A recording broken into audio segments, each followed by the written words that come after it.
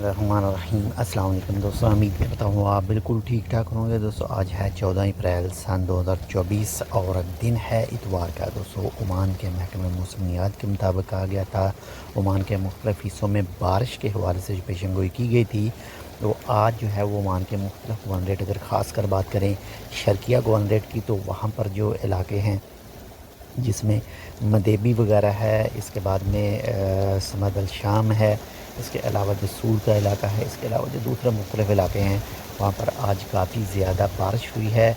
और बारिश के नतीजे में जो है वो वादियों वगैरह में काफ़ी ज़्यादा पानी जो है वो भी आ चुका है। ज़ेर नज़र वीडियो में आप देख सकते हैं कुछ जगहों से जो है वो बच्चों को जो है वादियों से निकाला जा रहा है।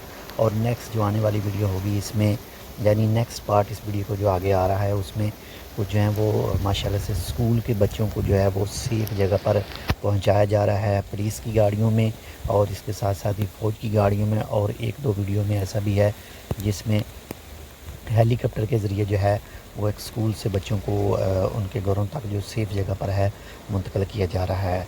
तो जितने भी एहतियाती तदाबीर हैं वो लाजमी इख्तियार करनी चाहिए। बाकी ये अल्लाह ताला के काम है, अल्लाह ताला ही बेहतर जानता है कि किसके लिए बुलाई है और किसके लिए क्या चीज़ है। तो बाकी अपनी तरफ से एहतियात फुल करनी चाहिए। इस इन बारिशों की वजह से कुछ जो गाड़ियां हैं वो भी वादियों में जो है वो बह गई हैं। वो ना एहतियाती बेहतियाती की वजह से कह लें, या फिर जो है वो अल्लाह ताला की कुदरत समझ लें। बाकी अल्लाह ताला खैर करे और सबको महफूज रखे। आप भी अपना ख्याल लाजमी रखिएगा, एहतियाती तदाबीर लाजमी इख्तियार कीजिएगा। और इसके अलावा हमारे लिए आप इस चैनल को सब्सक्राइब कर सकते हैं, वीडियो को शेयर कर सकते हैं, और अपने दोस्तों के साथ जो है इस वीडियो को लाइक और शेयर और सोशल मीडिया पे